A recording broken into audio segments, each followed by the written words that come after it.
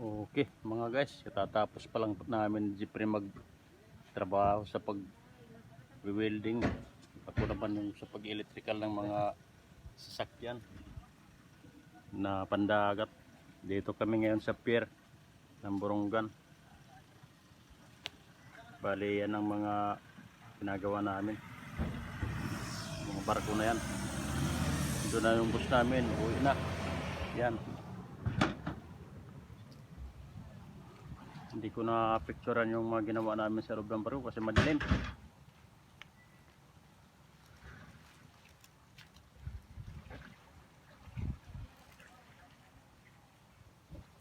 Pero binigyan naman kami ng isda, marami. Ito ang kapitan ng barko. Kakape. Kakape.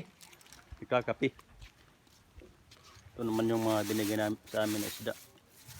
Hindi marami naman. Yan.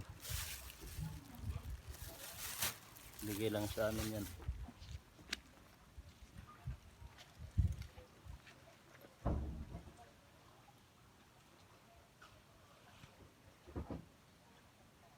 Dito kami ngayon sa pier ng Borongan Eastern Samar. Ito kasi yung mga mini-maintain namin ng mga sasakyan na pandagat. Mga fishing boat.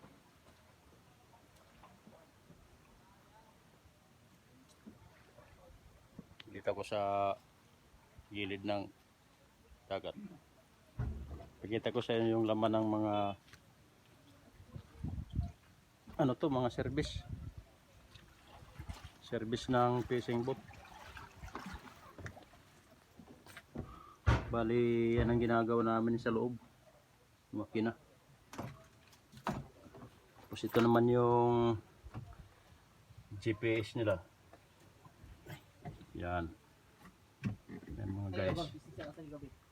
Tapos yung radyo nila VHF.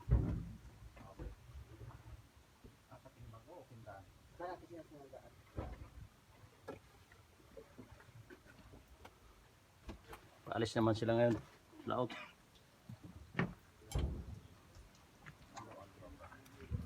Bali itong generator nila sira. Naayos para makahabol. Kasi may biyahe sila mamaya.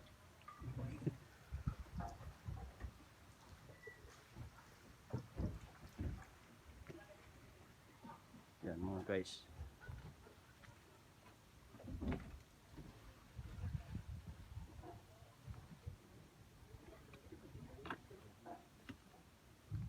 Bali yan ang Borongan doon, Borongan Eastern Samar doon, yan yung Borongan City. Yan. Bali yan yung antena nila.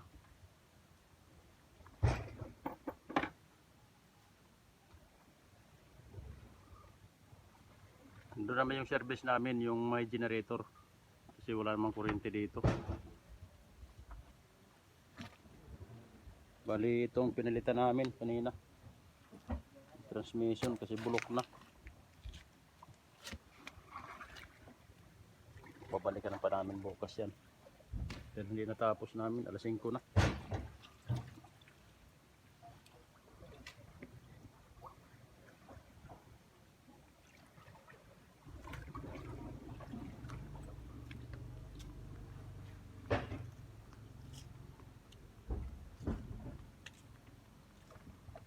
Yan yung mga naguhuli ng hipon saka mga dilis.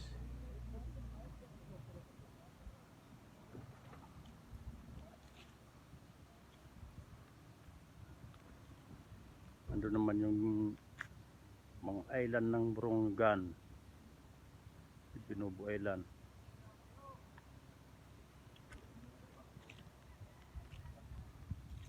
Yan mga kasama ko, papahinga.